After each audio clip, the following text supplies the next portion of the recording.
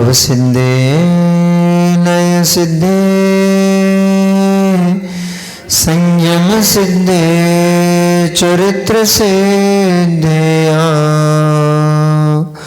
नाणम निदंसनम मिया सिद्धे सिरसा नमस्सामि। सिद्धं संपूर्ण भव्यर्थं सिद्धेः कारणमुत्तमं प्रशस्त दर्शन ज्ञान चारित्र प्रतिपादनम सुरेंद्र मुकुट श्लिष्ट पाद पद्मांशुकेशरम प्रणमामि महावीरम लोकत्रितय मंगलम। नमो अरिहंताणं नमो सिद्धाणं नमो आयर्याणं नमो उवज्जायाणं नमो लोये सब्बसाहोणं। जबली अनंत अनंत परम सिद्ध परमेष्ठी भगवान की, जबली अनंत अनंत 24 तीर्थंकर भगवान की, देवानि देविक हजार श्री चिंतामणि मूल नायक श्री पार्श्वनाथ भगवान की, देवानि देविक हजार वर्तमान शासन नायक श्री महावीर भगवान की, आचार्य भगवंत कुंद कुंद देव की, आचार्य भगवंत रविशरण स्वामी महामुनिराज की, परम पूजनीय चर्याश्रमणी अध्यात्म योगी आचार्य गुरुदेव श्री विशुद्ध सागर जी महामुनिराज की, अहिंसामयी जैन धर्म की, बीतरागी भगवान प्रभु श्री रामचंद्र स्वामी की,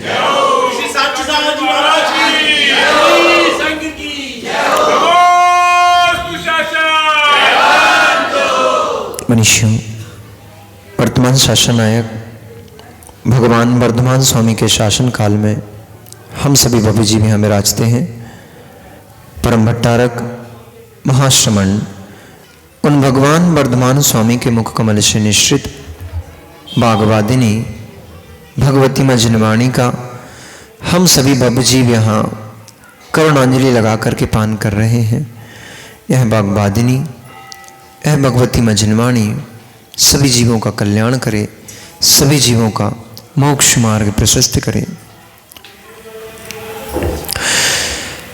शील रत्नम हतम यस्य मोहध्वांत मुपेश मुषेयुषः नाना दुख शता किरणे नरके पतनम ध्रुवम। शील रत्न को जिसने संभाला उस जीव का कल्याण हो गया। शील रत्न को जिसने नष्ट कर लिया उस जीव का पतन हो गया। शील सब व्रतों में महान व्रत कहा गया है, सब आचरणों में महान आचरण कहा गया है। जिसके पास शील नहीं है उसके सारे व्रत निरर्थक हैं।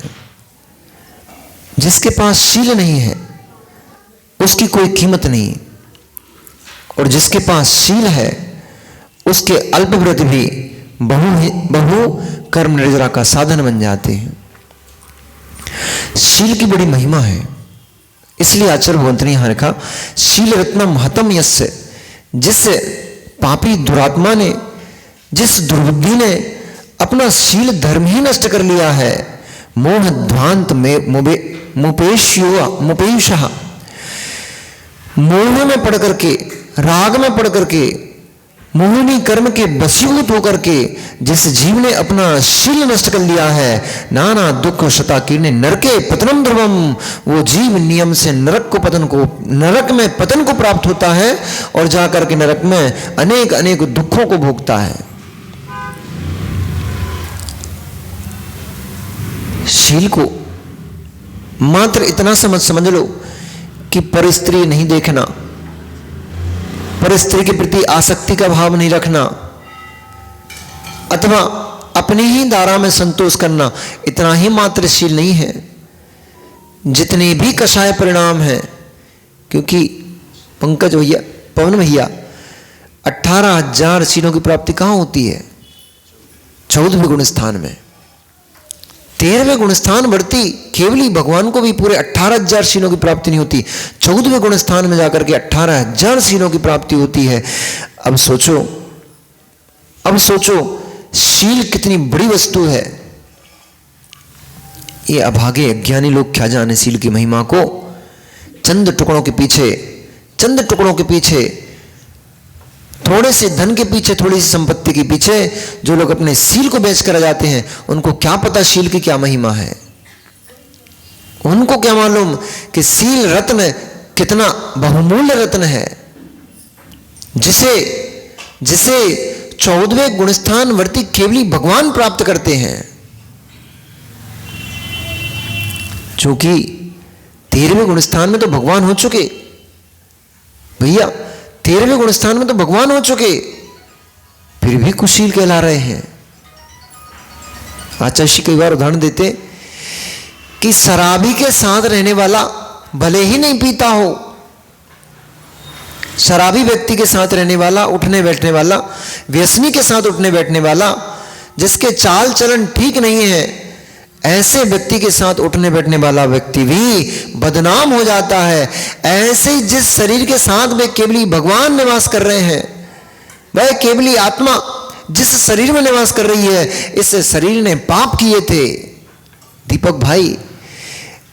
इसलिए जीवन को ऐसे जीना चाहिए जैसे स्वच्छ मणि हो। जीवन को स्फटिक मणि के तुल्य जीना चाहिए, समान जीना चाहिए। मालूम है क्यों?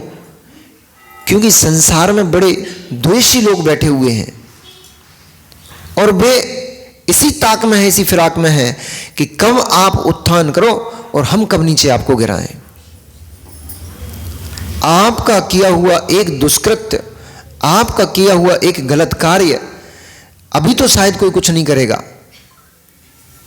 पर जिस समय आप ऊंचाइयों को छू रहे होंगे, जिस समय आप कोई विशेष पद को प्राप्त कर गए होंगे, जिस समय आप मुनि बनकर के प्रभावक हो गए होंगे, उस समय आपके सारे पाप कर्म पुराने खोल कर लोग सामने लाते हैं।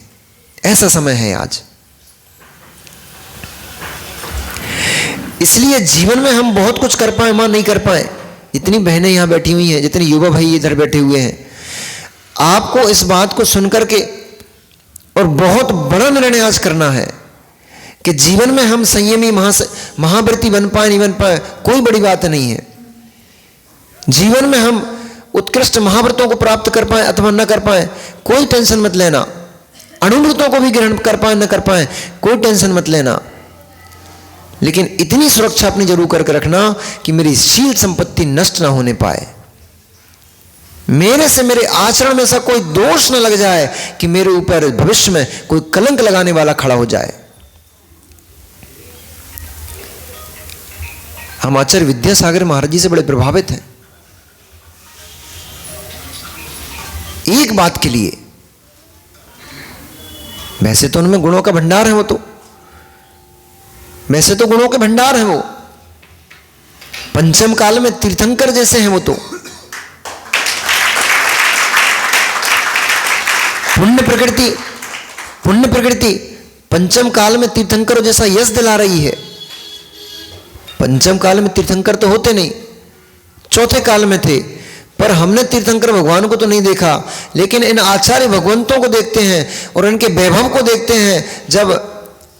जब बड़े बड़े सेठ, बड़े बड़े फैक्ट्रियों के मालिक और नेता अभिनेता सब आकर के उन दिगंबर मुनिराज के चरणों में नतमस्तक हो जाते हैं, तब लगता है कि पंचम काल में चक्रवर्ती और सौधर्म इंद्र आकर के चौथे काल में आकर के साक्षात मुनिराजों के चरणों में नमस्कार करते होंगे, तो इसमें कौन से आश्चर्य की बात है।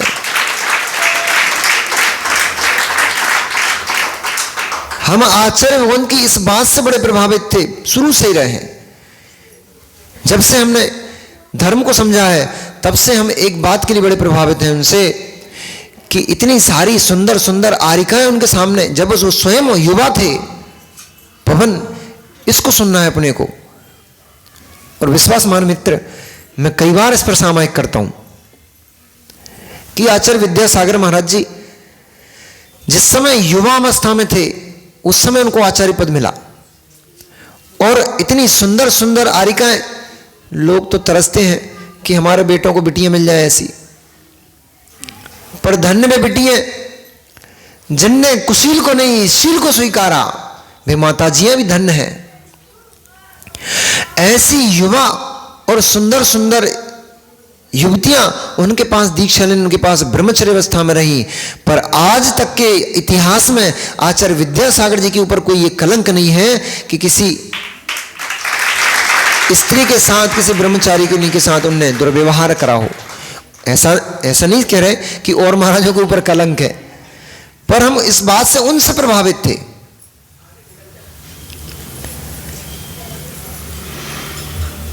इतना बड़ा संघ के संचालक होने पर भी कभी कलंक नहीं लगा उनके ऊपर। आज तक के इतिहास में निष्कलंक जीवन जीते हैं। हम तो कई बार अखिलेश भैया सामायिक मिनट और गुरुदेव के सामने भी हम कई बार ऐसा निवेदन करते हैं कि गुरुदेव जैसे निष्कलंक जीवन आपने जिया है, बस ऐसा निष्कलंक जीवन हमारा निकल जाए, बाकी हमें कुछ नहीं चाहिए। आचार्य श्री से कई बार हम बोले, विशुद्ध सागर जी आचार्य गुरुदेव से कई बार हम बोले कि जैसा निष्कलंक जीवन आपने जिया है गुरुदेव, ऐसा जीवन हमारा निकल जाए, हमें जीवन में और कुछ नहीं चाहिए। क्योंकि मुनि पद लेना उतना कठिन नहीं है, व्रती बनना उतना कठिन नहीं है, व्रतों को पालना बहुत कठिन है। मुनि बन पाना उतना कठिन नहीं है। एक घंटे की कार्यक्रम होता है, और बल्कि यूं कहो ज्यादा महाराज होते हैं तो 1-2 घंटे लग जाते हैं। एक महाराज को तो 20 मिनट का कार्यक्रम होता है, 20 मिनट में मुनि तैयार हो जाता है। लेकिन 20 मिनट में तैयार मुनि 20 मिनट के लिए नहीं होता, 20 मिनट का तैयार मुनि पूरे जीवन पर्यंत के लिए होता है, और पर्यंत के लिए नहीं, भव भव के लिए होता है।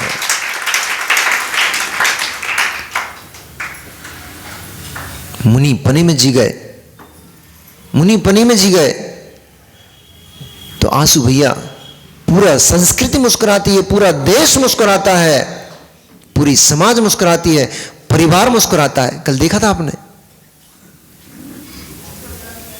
वे भले ही अव्रती बन गए, वे भले ही, कल 3-4 मित्रगण आए थे, कुछ परिवार के लोग आए थे, वे भले ही अव्रती बने में जीते हैं, वे भले ही संयमी नहीं बने हैं, लेकिन उनके घर, उनके बीच से उनका मित्र, उनके परिवार का एक सदस्य संयमी बन गया, उनके चेहरे खिले खिले फिर रहे हैं।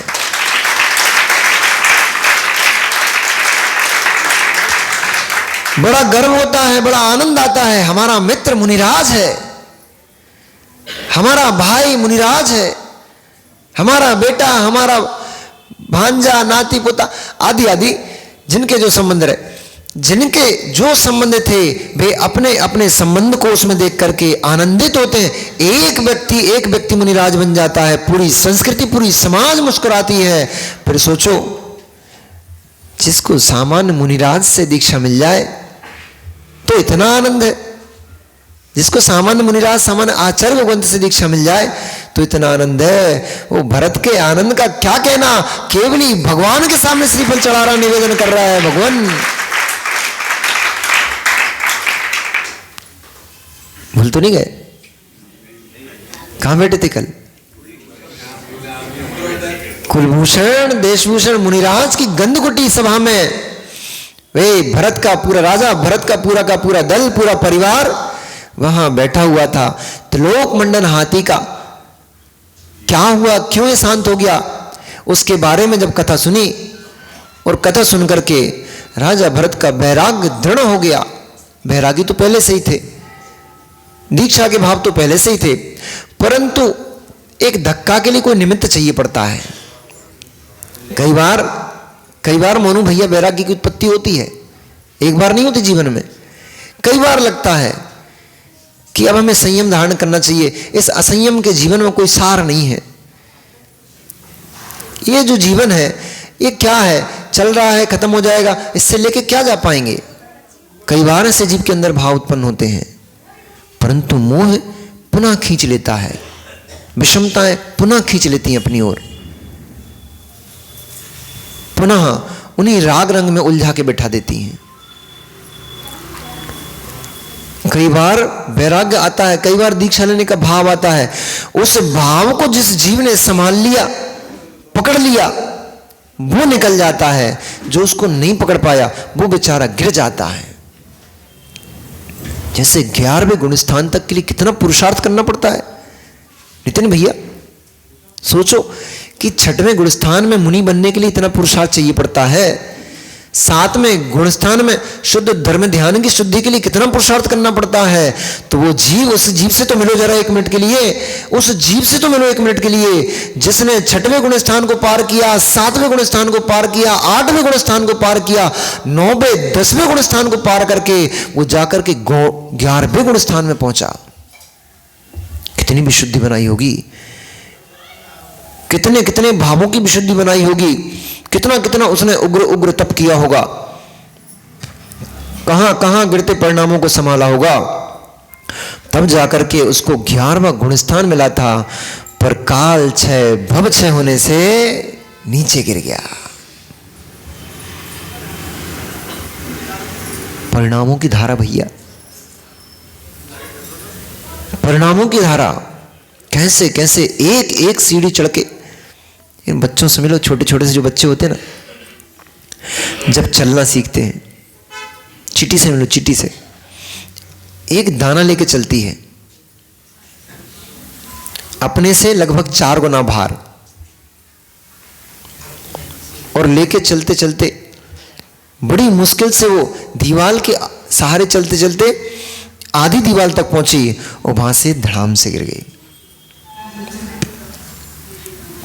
फिर प्रयास करेगी, फिर दाना उठाएगी, अपने से 4 गुना भार लेकर के वो इतनी मेहनत करके कितने पुरुषार्थ करती है, आधी दीवार तक पहुंचती है, गिर जाती है, फिर पुरुषार्थ करती है और थोड़े ऊपर चढ़ती है, फिर गिर जाती है। अब की बार तो उसने बहुत पुरुषार्थ किया, बहुत मेहनत की, ऊपर तक चढ़ गई, बिल के मुख तक पहुंची, वहां से गिर गई।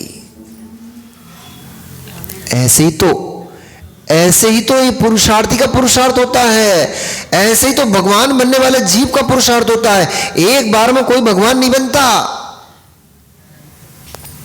आपको क्या लगता है, कपड़े उतारे बैठ गए बन गए भगवान?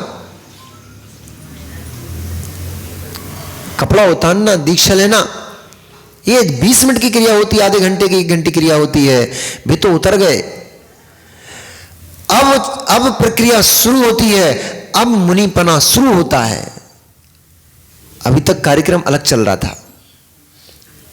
दीक्षा होने वाली ना 25 तारीख को, देखने जाना सब लोग। कम से कम जो लोग दीक्षा नहीं ले पा रहे हैं, अमित भैया, जब तक बेटी बिटिया के दायित्व में फंसे पड़े हो, जब तक बेटी बिटिया के दायित्व में फंसे पड़े हो, जब तक संतान का भार तुम्हारे ऊपर है, जब तक पत्नी का भार, घर परिवार का भार तुम्हारे ऊपर है, नहीं दीक्षा ले पा रहे हो, तो कम से कम 2 कार्य तो बिल्कुल भी मत छोड़ना। क्योंकि उस समय इतनी विशुद्धि का संचार होता है, इतनी विशुद्धि बनती है। हमें तो उसी विशुद्धि ने यहां तक पहुंचाया है। हमने अपने संघ में जितनी भी दीक्षा हुई और अन्य संघ में भी दीक्षा हुई, अपने संघ की तो हमने एक भी दीक्षा नहीं छोड़ी। केवल एक दीक्षा छोड़ी है, मनोज सागर जी महाराज वाली, इंदौर में। बाकी उनके बाद की जितनी भी दीक्षाएं हैं, सब में सम्मिलित रहे, सब में अनुमोदना करने जाते, सब दीक्षाओं को देखने गए और वहां बैठे बैठे भावना भाते थे। सागर में दीक्षा हो रही थी आदित्य सागर जी महाराज लोगों की, अनुत्तर सागर जी लोगों की, मंगलगिरी में। तो ऐसे बहुत बड़ा पंडाल, बहुत भीड़ थी, रिकॉर्ड तोड़ भीड़। कम से कम होगी 1 लाख से ऊपर की पब्लिक, ज्यादा होगी।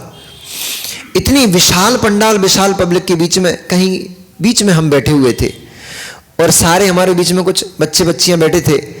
जैसे ही उन लोगों ने कपड़े फेंके, सब सिसक कर रोने लग गए। हाय, कैसे फेंक दिए, कैसे उतार दिए, कैसे गहनों को उतार के पटक दिया। हम ये सोच रहे थे इतनी ताकत कहां से आती है। हम सोच रहे थे इतनी ताकत कहां से आती है, कैसे आती है, कैसे इतना जीव निर्मोही हो जाता है सुंदर सुंदर आभूषणों को। हमें मैंने एक दिन और भी बताया था कि हमें चेन और अंगूठी पहनने का बड़ा शौक था। तो हम अपनी चेन और अंगूठी देखने लग गए कि हम तो अंगूठियां और चेन नहीं उतार पा रहे हैं, इनने अपने आभूषण और कपड़ों को कैसे उतार के फेंक दिया। उस समय बैठे बैठे भावना भा रहे थे, मैं भी एक ना एक दिन तो ऐसे ही फेंक दूंगा। फिर घर चले गए। एक बड़े मजे की बात बताता हूं, याद आ गई। सागर में जब आचार्य का चातुर्मास हुआ, उसी वर्ष की बात है क्या, सागर में जब आचार्य का चातुर्मास हुआ तो हम पर्यूषण में शिविर में जाते थे।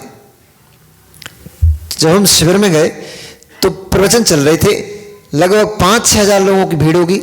उसमें आचार्य के प्रवचन चल रहे थे और प्रवचन उत्तम संयम के दिन, संयम के ऊपर आचार्य ने प्रवचन किए। और फिर संयम, ब्रह्मचर्य, शून्य, इनके ऊपर तो आचार्य के प्रवचन विशेष होते हैं, सुनने लायक होते हैं। शून्य स्वरूप आध्यात्मिक विषयों के ऊपर आत्मा आचार्य का बड़ा कमांड है। आचार्य के आध्यात्मिक प्रवचन सुनने के लिए तो बड़े बड़े आध्यात्मिक गुरु तक आके बैठते हैं। जब संयम के ऊपर आचार्य भगवंत ने प्रवचन किए, मन में इतना आह्लाद, ऐसी उमंग उत्पन्न हो गई कि उस पूरी की पूरी भीड़ में हम खड़े हो गए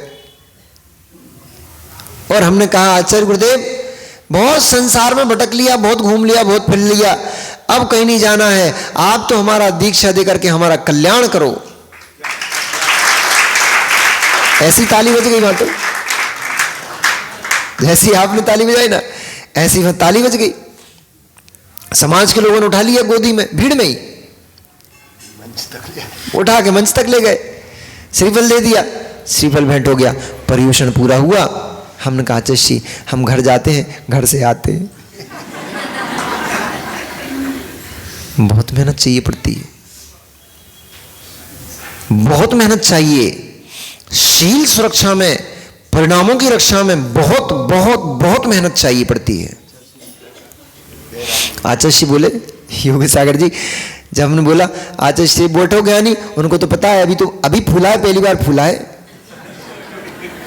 आचार्य का एक सिद्धांत है, रोटी माँ आप लोगों को नहीं आती हो तो हम बता दे रहे हैं कि रोटी पहली बार फूले तुरंत उठा के मत रखो, अभी कच्ची है वो, अभी तो वायु के दबाव से फूल गई है, अभी पूरी नहीं पकी है। तो क्या करना, उसको पिचका दो, वापस से फिर उसको आंच दिखाओ, फिर फूल जाएगी, फिर एक बार पिचका दो, फिर पलट दो, आंच दिखाओ, तीसरी बार फूले, अब पक गई, उठा के डिब्बे में रख लो। ऐसे ही तुरंत कोई श्रीफल लेके पहुंचा और आचार्य जी तुरंत किसी को संघ में शामिल नहीं करते, तुरंत नहीं, हाँ भैया अच्छे करा जाओ, पहले कह देते हैं ठीक है घर जाओ, घर जाके कुछ दिन अभ्यास करो, फिर आना। एक मां प्रायश्चित लेने के लिए पहुंची थी आपके छिपी टोला से, उन्होंने बोला अभी समय नहीं है, मिलते हैं। तो हमने बोला आप टेंशन मत लेना, नहीं तो आप सोचो कि आचार्य ने प्रायश्चित नहीं दिया। आचार्य का यही प्रायश्चित है आपके लिए कि वो आपकी दृढ़ता देखना चाहते हैं, आप प्रायश्चित लेने के लिए कितना दृढ़ हो सकता है प्रायश्चित तो आपको इतना सा दें, लेकिन आपकी दृढ़ता देखेंगे कि दृढ़ता कितनी प्रायश्चित लेने की। हो सकता है वो आपको 4 बार घुमाए, वो यही प्रायश्चित दे रहे हैं तुम्हें कि 4 बार तुम्हें हम घुमाएंगे, 4 बार बुलाएंगे। अगर तुम 4 बार आते हो मतलब हृदय से प्रायश्चित मांग रहे हो, यही तुम्हारा शुद्धिकरण है। फिर हो सकता है इतना सा प्रायश्चित दे दें कि चाहो 4 माला फेल लेना, 1 माला फेल लेना। प्रायश्चित तो वही हो चुका तुम्हारा कि जब तुम 4 बार चक्कर काट के पहुंचे उनके पीछे, मतलब हृदय शुद्ध करने वास्तव में आए हो। इसलिए परिणामों की रक्षा के लिए बहुत ताकत लगती है। तो आचार्य गुरुदेव ने तो वहां पे बैठा दिया, बोले ठीक है ज्ञानी बैठो, मिलते हैं। बस पर्यूषण पूरे हुए, निकल लिए हम घर। हमें देख करके प्रणव सागर महाराज जी बैठे थे, ईशांत भैया, ललितपुर वाले ईशांत भैया बैठे थे। उनके मन में वैराग उत्पन्न हो गया, कैसा जीव है बताओ कि इतनी भरी सभा में उसको शर्म भी नहीं आई, उसको लज्जा भी नहीं आई, उसको कुछ नहीं लगा, वैराग्य से भर गया, कैसे खड़े होकर श्रीफल भेंट कर दिया। हम पागल यहीं बैठे हैं अभी तक, हम तो घर चले गए, बे भैया श्रीफल लेके पहुंच गए, गुरुदेव हमें संघ प्रवेश दो। तो कभी कभी ऐसा होता है आशु भाई अब उदाहरण ठीक नहीं हो, बोल देते हैं योगेश सागर जी बोल रहे हैं, अब गांव की है ना ये, तो वो इनको गिरगिट दिख गया होगा कहीं, तो कह ले गिरगिट को देख के गिरगिट रंग बदल लेता है। अरे हम गिरगिट थोड़ी थे। खरबूजे को देख के भी खरबूजा रंग बदल लेता है, ऐसा बोल दो। अब उस जीव के पुण्य की क्या प्रकर्षता, बहुत पुण्य चाहिए पड़ता है। आपको पता नहीं है कि कितना पुण्य कमा के आप अपनी झोली में आए हो, तब जाकर के यहां बैठे हो। यहां तक बैठने के लिए पुण्य चाहिए पड़ता है, ये तो बहुत बड़ी बात हो गई। यहां बैठने का सोचने के लिए पुण्य चाहिए पड़ता है। आना तो बहुत बड़ी बात हो गई कि आप यहां तक आ गए, ये तो बहुत बड़ा काम हो गया। यहां आने का सोचने के लिए पुण्य चाहिए पड़ता है, और वो पुण्य की कणिका जब काम आती है, पुण्य की कणिका जब जोर मारती है, तब जीव चलना प्रारंभ करता है, उसमें भी विशेष पुण्य काम करता है, तब जाकर के ऐसी धर्म सभा में आदमी आकर बैठ पाता है।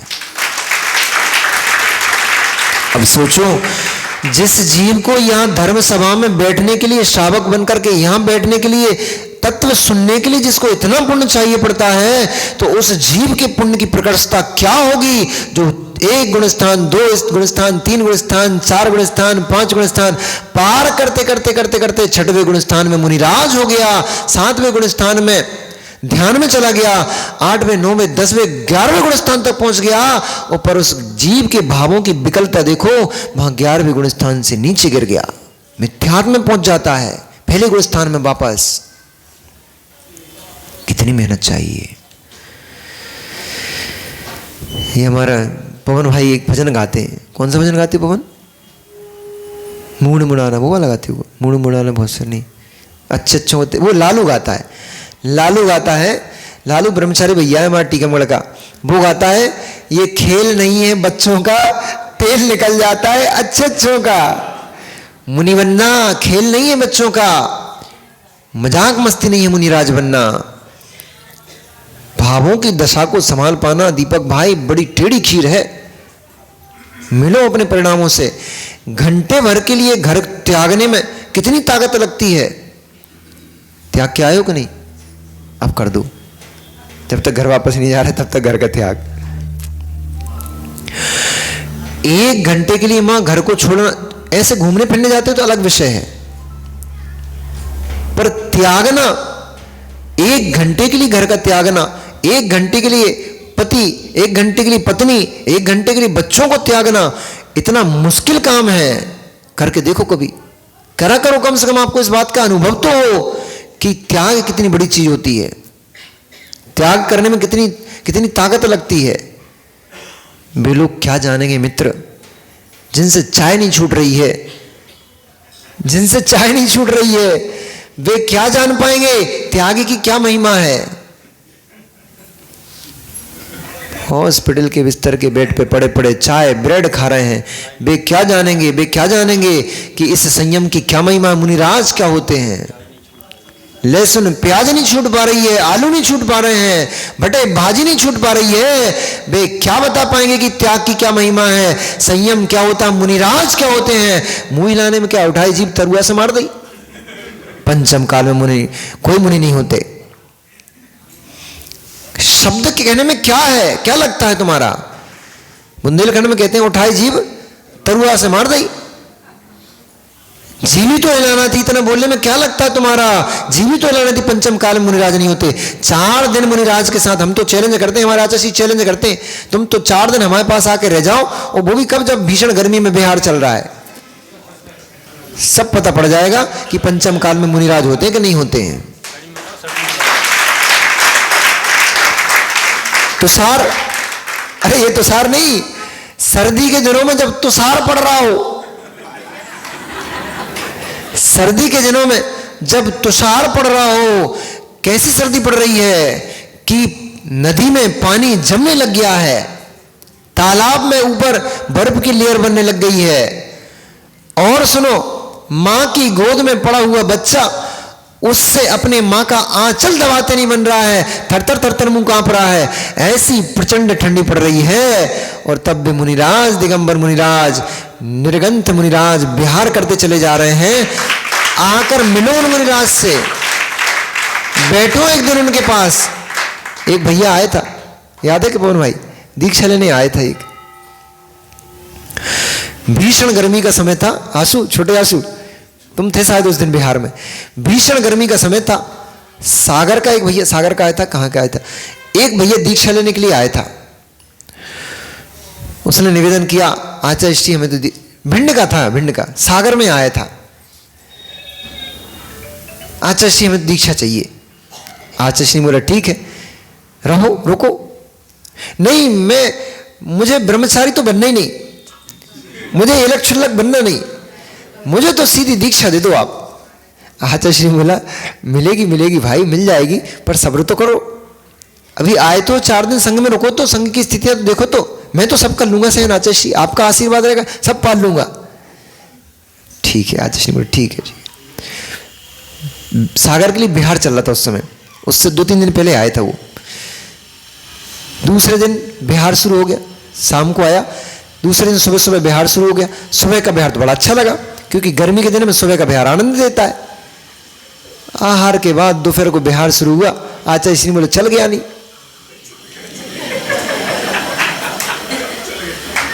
अरे दीक्षा की जल्दी थी ना, तो हम भी तो जल्दी से देखेंगे तुम्हें। उन्होंने कहा चल गया नहीं, गया नहीं, चल दिए साथ में। 1 घंटे का बिहार हुआ, पसीने से लथपथ, कंठ सूख रहा है। आचार्य श्री प्यास लग रही बहुत तेज। अरे ज्ञानी, मुनिराज बन के बार बार पानी नहीं मिलता। मुनिराज बन के एक बार आहार और एक बार पानी करना पड़ेगा, बिहार तो ऐसे ही चलता रहेगा, थोड़ा सहन करो। आधे घंटे और चले, थोड़े आचार्य श्री पीछे से आ रहा हूं, और पीछे गए, भैया पानी वानी पी के आ गए। सागर जिस दिन प्रवेश हुआ, उस दिन भाग्य से लंबा चलना था, और धूप हो गई अच्छी बढ़िया जबरदस्त। जब धूप हो गई तेज और लंबा बिहार चलना था, उस समय शाम को कुछ खा नहीं पाया था, तो शाम का भूखा। सुबह से ना पानी मिला ना खाने मिला। आके वो तो पड़ गया, हाथ पैर फैला के छटपटाने लग गया। सब भैया लोग, हम भी उस समय संघ में थे, ब्रह्मचारी थे, छटपटाने लग गया। आचार्य श्री को बुला दो, मेरे तो प्राण निकलने वाले, आचार्य श्री को बुला दो। हम सामायिक के लिए बैठे थे, आहार के बाद आए थे, हम सामायिक के लिए, भोजन के बाद सामायिक के लिए बैठे थे। सब ब्रह्मचारी लोग घबरा गए, क्या हो गया इसको, क्या हो गया। आचार्य श्री के पास गए। आचार्य श्री, हमने बोला अभी कहीं मत जाओ, इशारा किया हमने, कहीं मत जाओ, कुछ नहीं हुआ इसको। आचार्य जी के साथ बहुत सारी चीज़ सीख गए हम। हमने बोला कुछ नहीं हुआ, कुछ मत जाओ, थोड़ा पानी छिड़क दो, थोड़ा नेपकिन गीली करके रख दो ऊपर, ठीक हो जाएगा। गर्मी में आए ना तो गर्मी बढ़ गई, कुछ नहीं हुआ।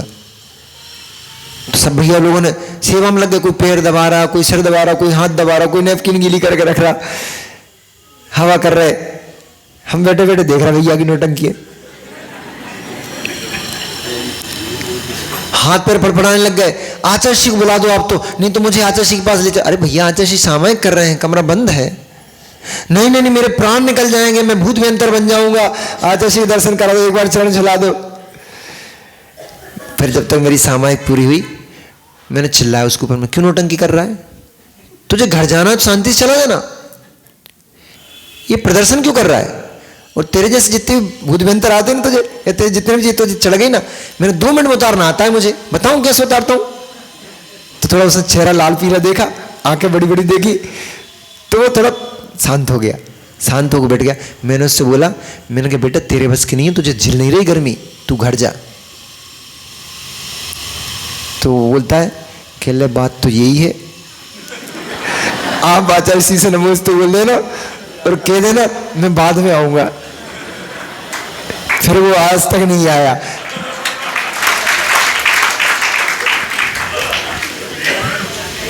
फिर आज तक नहीं आया। अरे मुंह हिलाने में क्या लगता है मित्र, मुंह हिलाने में क्या लगता है, ये द्रवलिंगी हैं, ये तो वेशधारी हैं, ये तो चित्र के मुनि हैं, ये तो फोटो के मुनि हैं, ये तो ऐसे हैं, ये चला रहे हैं, ये वो चला रहे हैं, ये कर रहे हैं। मुंह हिलाने में कुछ नहीं लगता। 4 दिन मुनिराज बन करके यहां बैठ कर देखो, तुम्हें पता पड़ जाएगा मुनिराज क्या होता है। 4 दिन भीषण गर्मी में, 4 दिन भीषण गर्मी में अंतराय करके देखो, तुम्हें पता पड़ जाएगा मुनिराज क्या होता है। और नग्न होकर के भरे बाजार में इन कुमारी कन्याओं के बीच में रहकर देखो, इनके बीच में से निकल करके देखो, तुम्हें पता पड़ जाएगा मुनिराज क्या होता है। बातों में क्या है, एसी में बैठे हलवा पूड़ी पाक रहे और कहले पंचम काल में मुनिराज नहीं होते हैं। हलवा पूड़ी सूत के पता नहीं लगता दादा, हलवा पूड़ी सूत के पता नहीं लगता मुनिराज होते कि नहीं होते। निराहार स्वरूप का ध्यान करने से पता लगता है मुनिराज होते कि नहीं होते हैं।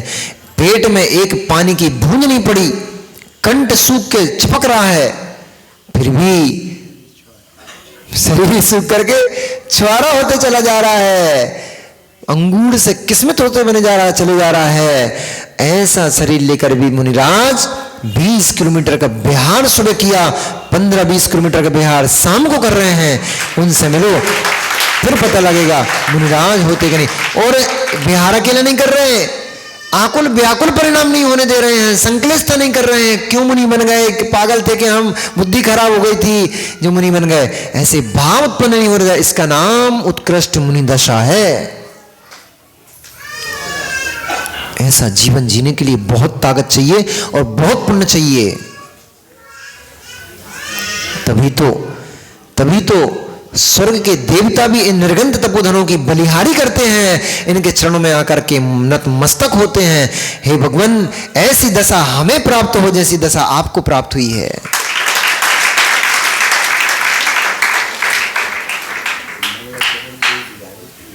शील इतना ही तो रखा था, अभी तो शील रत्न,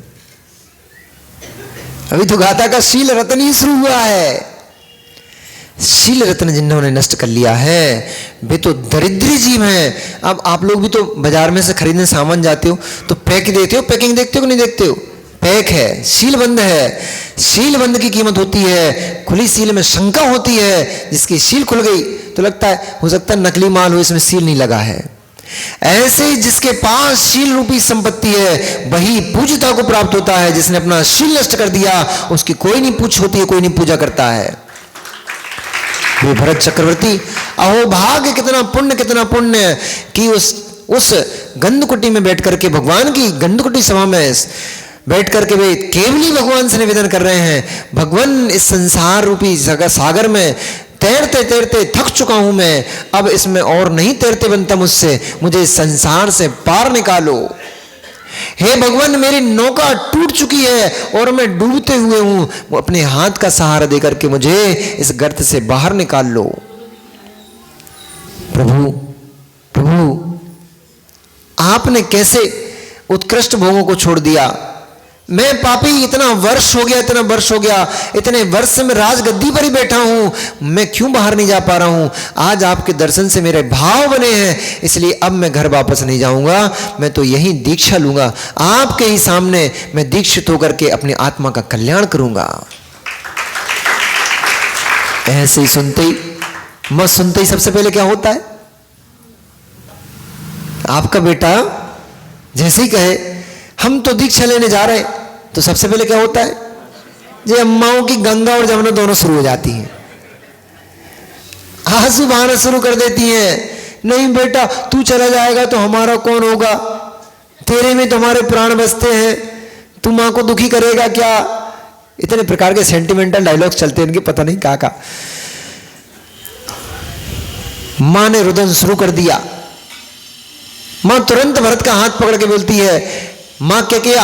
तुरंत हाथ पकड़ के भरत का बोलती है, नहीं बेटे, मैं तुझे दीक्षा के लिए नहीं जाने दूंगी, मैं तुझे दीक्षा नहीं लेने दूंगी, तेरे में ही तो मेरे प्राण बसते हैं, तू ही तो अपनी मां का आज्ञाकारी है, तू ही चला जाएगा तो मेरे पीछे मेरा हाथ संभालने वाला कौन होगा? दुनिया अपने मतलब के लिए रोती है, सही बात है ना? इतना समझ में आई गया सही बात, तो फिर काहे बैठी हो अम्मा यहां? जब समझ में आ ही गया कि सही बात, हमें तो समझ में आ गया था सही बात है, इनको भी समझ में आ गया था, इनको भी समझ में आ गया सही बात है, तो भग लिए।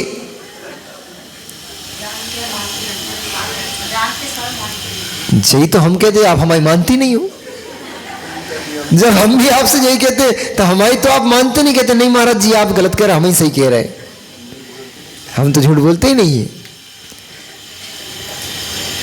जब जान ही लिया है, जब जान ही लिया है ये सारा जगत मतलब का साथी है, कोई किसी का साथी नहीं होता, कोई किसी का संगी नहीं होता। जिनका जिनसे मतलब सध रहा है वे उनके संगी साथी होते हैं। मतलब निकल जाता है सब छोड़ छाड़ के भग जाते हैं।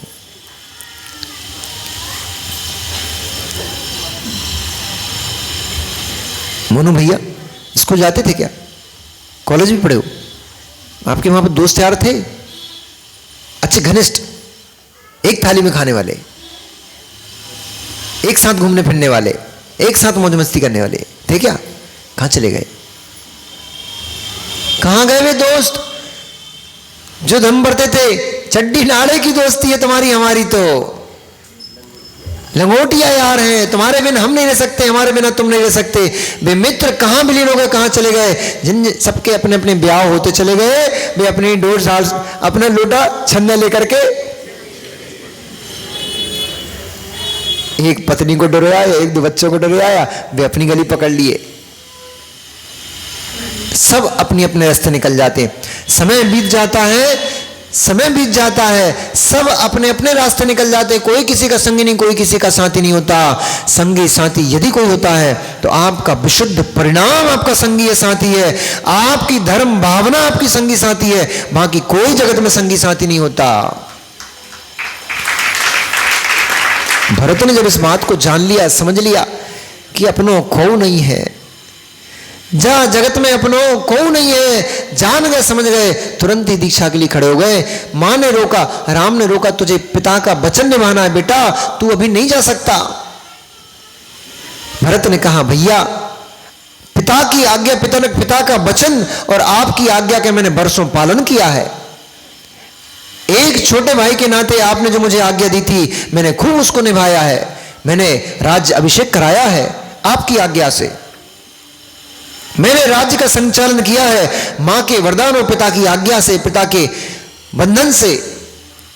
पिता ने जो वर दिया था उस वर की लाज रखते हुए मैंने वर्षों वर्षों राज्य किया है।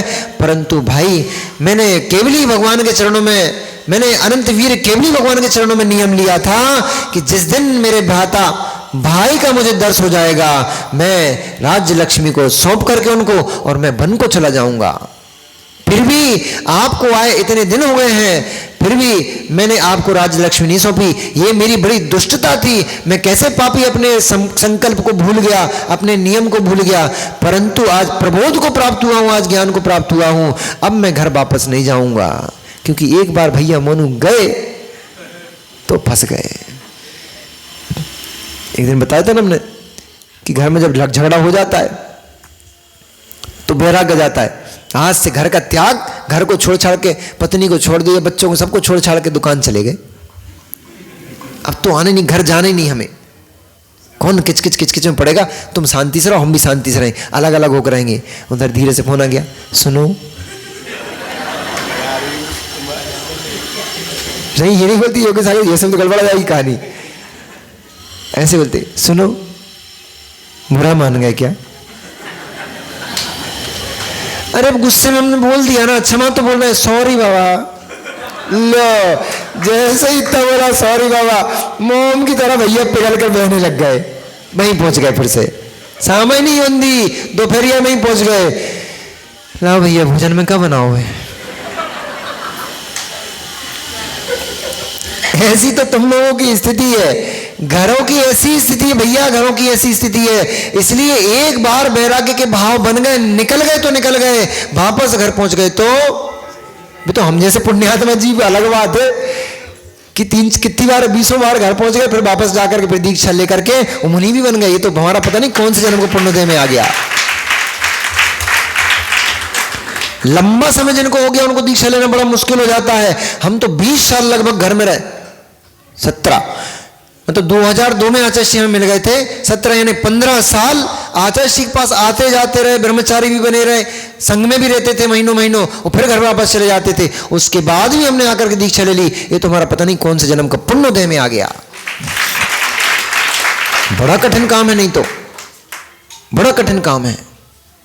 भरत ने कहा अब नहीं जा रहे, अब की घर में गए कि वापस फंस जाएंगे, वो राजलक्ष्मी फिर पकड़ लेगी, वो सिंहासन फिर पकड़ लेगा।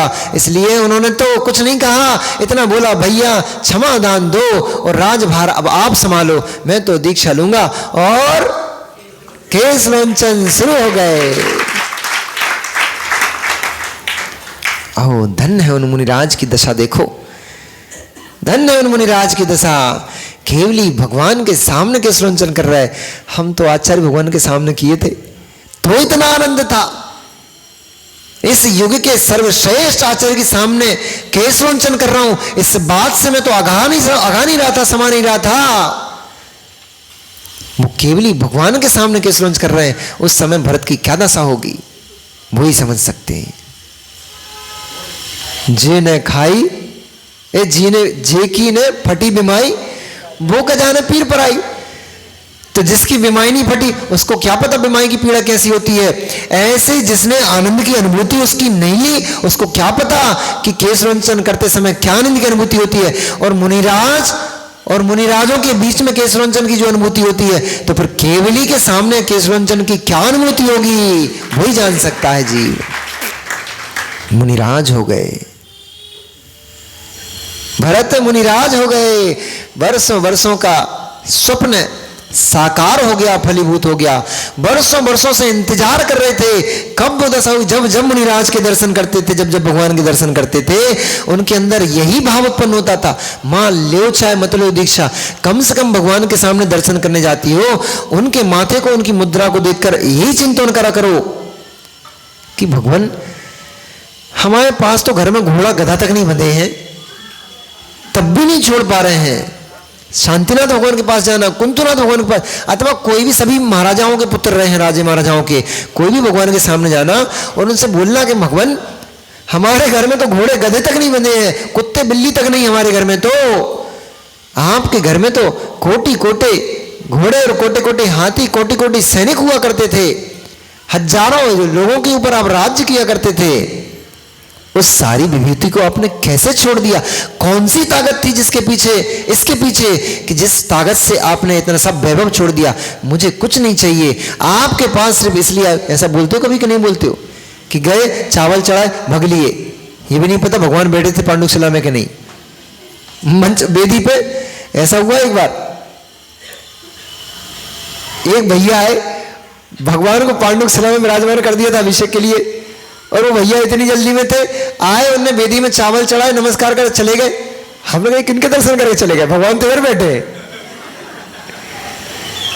वेदी में भगवान ही नहीं, वे वेदी के दर्शन करके चले गए। उन्हें ये भी पता नहीं, मंदिर आए, दर्शन करे और चले भी गए, उन्हें यही पता नहीं है कि भगवान वेदी में बैठे भी हैं कि नहीं बैठे। ऐसी स्थिति कहीं अपनी तो नहीं कि नियम है पूजन करने का, तो जाते हैं 8 पूजन करे आते हैं, 6 पूजन करे आते हैं, ये पता ही नहीं थी कि पूजन में लिखा क्या था।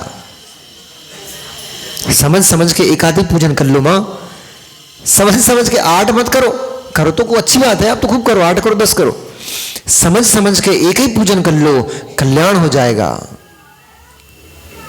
करते तो खूब सारी हैं, समझते नहीं है, इसलिए पूजन कार्यकारी नहीं होती है। दीक्षित हो गए भरत, सभी ने खूब मनाया, नहीं रुके, सभी ने खूब कहा, लक्ष्मण ने रोका, राम ने रोका, शत्रुघ्न ने रोका, सीता ने रोका, सभी महारानियों ने रोका, परंतु सभी के सामने वे तो दीक्षित हो गए। कुछ आंसू बहा रहे थे, कुछ हर्षित थे, कुछ आनंद में थे। अहो हम भी मुनिराज के भैया हो गए, अहो हम भी मुनिराज की पत्नी कहलाएंगे।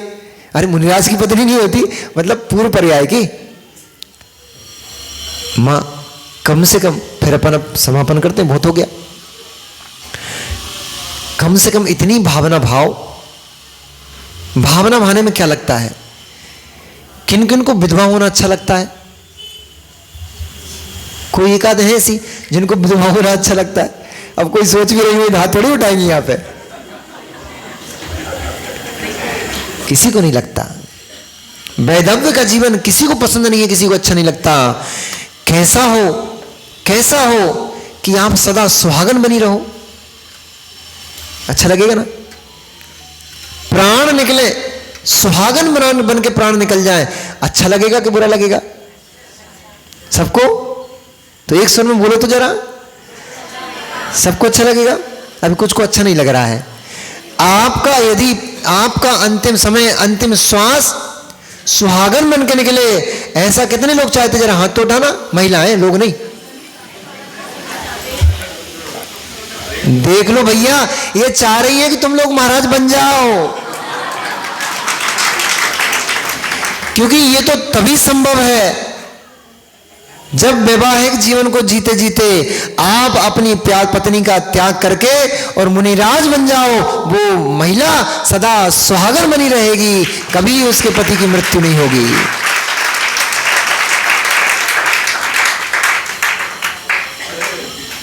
बहुत गिफ्ट दिए होंगे डब्बा डब्बी के, बहुत गिफ्ट दिए होंगे आपने डब्बा डब्बी के, नौलख के हार खूब चढ़ाए होंगे, गले में फंसाए होंगे। वे सब काम के नहीं। एक गिफ्ट मित्र, अखिलेश जी खूब कहानी सुनाई है, कभी कभी तो उनको परेशान कर देते होगे, वे उनका मन नहीं करता होगा सुनने का, और तुम कहते हो भाई बनाइए सुन। अखिलेश भैया के लेकिन कहानी में बड़ा आनंद है। जब ये कहानी पढ़ते हैं फुल जोश में जाते हैं, ये नहीं देखते कि 4 बैठे के 40 देखते हैं, कहानी में डूब जाते हैं। तो कहानी क्या बोलते, कविता में डूब जाते हैं।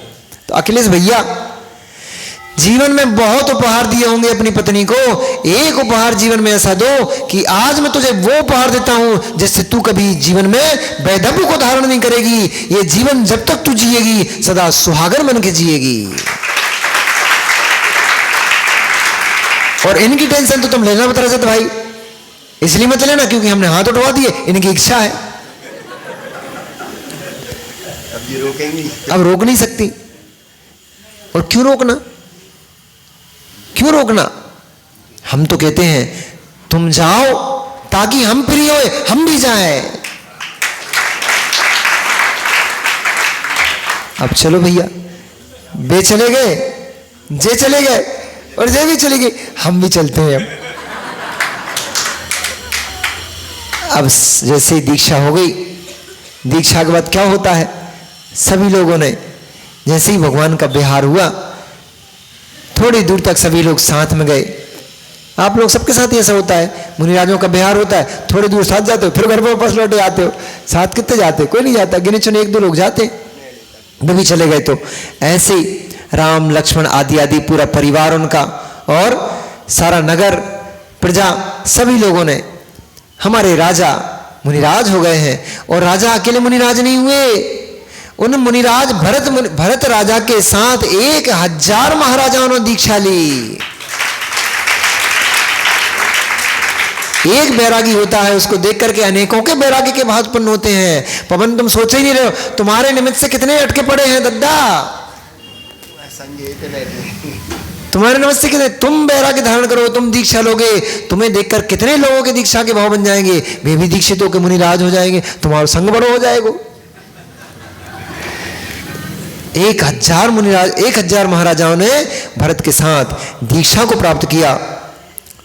और केवल 1000 महाराजाओं ने नहीं, और भी किन्होंने दीक्षा ली, किन्ने ली कल बताएंगे। और भी आर्य दीक्षा भी हुई है, किन किन की हुई है अब एक कल बताएंगे। नमो रिहंताड़म, नमो सिद्धाड़म, नमो आर्याड़म, नमो अध्यायम, नमो लोयसब साहुड़म।